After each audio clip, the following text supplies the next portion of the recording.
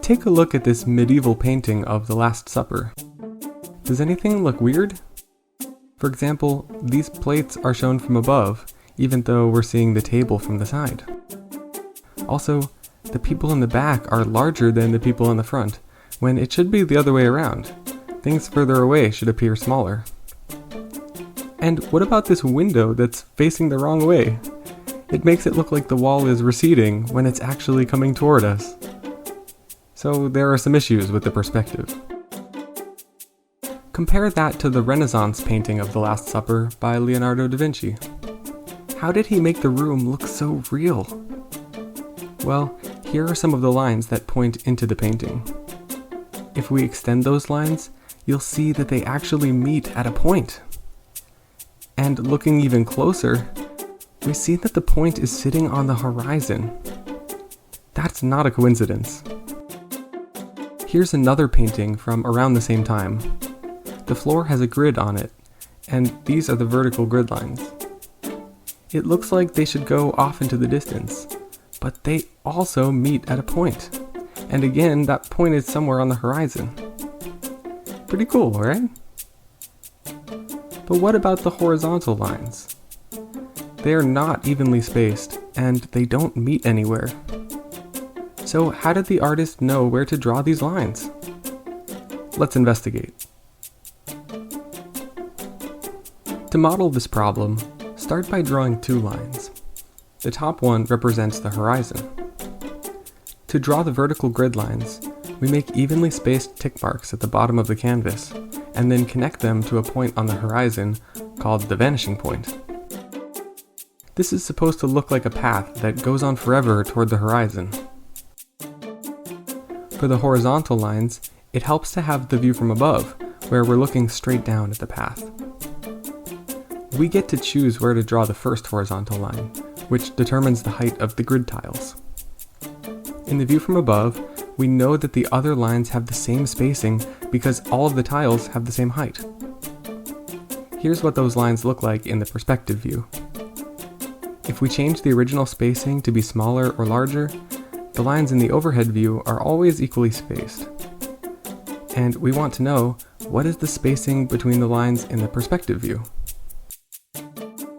To try and answer that question, let's simplify the setup so that there are just two of the vertical lines and the first horizontal line. There's not much to work with, except for this trapezoid shape at the bottom, and we need to come up with a way to place the second line. Any ideas? I've asked a lot of people this question, and many have the same instinct. Just make a scaled copy of the trapezoid with the same proportions, and then use that to draw the second line. Then scale it again to draw the third line, and keep going to get as many lines as you'd like. It looks good, right? The lines start to get closer together. Well, let's check the view from above. Do the lines look even? I'll add in some spacers, and oh, that's not great. In reality, the lines should be a lot closer together, which feels surprising since the proportional scaling idea was such a natural guess. Perspective vision might not be as intuitive as we first thought, so we'll need to know more about the kind of math that governs the way we see things in perspective. In grade school, we learn that pairs of lines meet at a point, unless the lines are parallel, and then they never meet. Maybe you feel that these kinds of exceptions to the rules are unsatisfying or even troubling. Well, mathematicians have a way to resolve something like this. We just invent new points. Here's what that process could look like. Let's start with the plane, which we imagine continues forever and includes every point in space. If a pair of lines crosses, then they meet at one of these points, and everything is normal. But parallel lines do not meet anywhere in space. So if we want to invent a point for them to meet at, it has to be somewhere beyond space, which we'll represent in this model with a circle around the plane. Let's make a new point outside the plane that did not exist before, and then declare that these two parallel lines meet at that point. Actually, why not have it that all other lines parallel to these two also meet at that point? After all, this is our own invention, so we get to decide what properties it has, and then we'll see what happens as a result.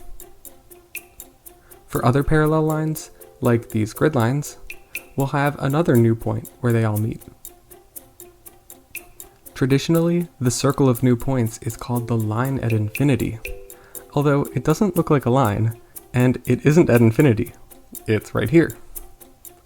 But that's because it's supposed to be beyond the plane, somewhere we can't see by just looking around normally. Instead, we need to tilt our heads from the ground and look up until the line at infinity reappears in the distance. It really does look like a line now, and the blue lines meet without having to bend like they did in the small diagram. This is exactly what the Renaissance artists realized about our perspective vision. The line at infinity is a perfect model for the horizon. And now we know something important that we might have been ignoring at first, which is that all parallel lines meet somewhere on the horizon, not just the vertical lines.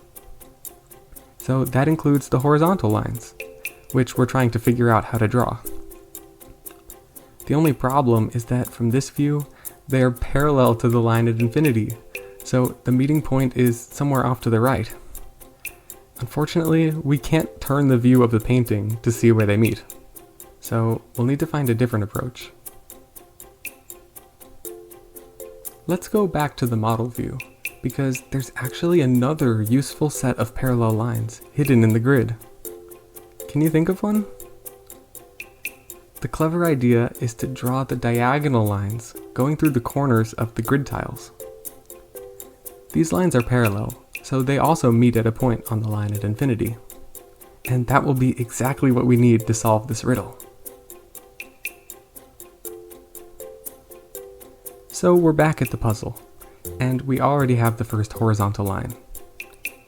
Let's draw the diagonal on one of these tiles, and then extend that line until it meets the horizon.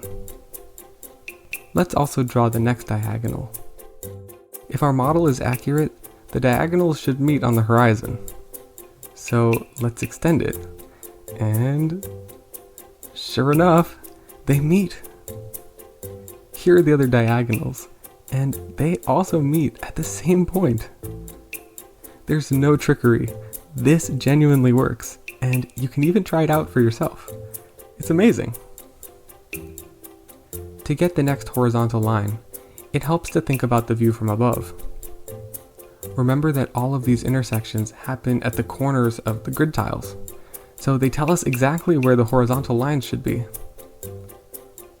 Here are those same points in the perspective view, and sure enough, they lie on horizontal lines.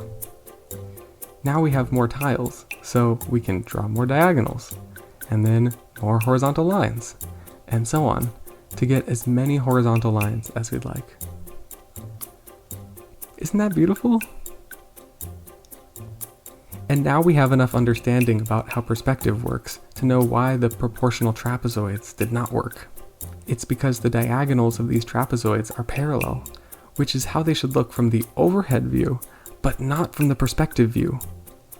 Instead, the spacing should be so that the diagonals meet on the horizon, and that's why the trapezoids get flatter. How's that for some perspective? This system that we explored in order to solve the puzzle is an example of a projective geometry. There are a lot of neat things to learn about projective geometry, so I'll leave some resources in the description if you're interested. I hope you enjoyed, and I'll see you in the next video.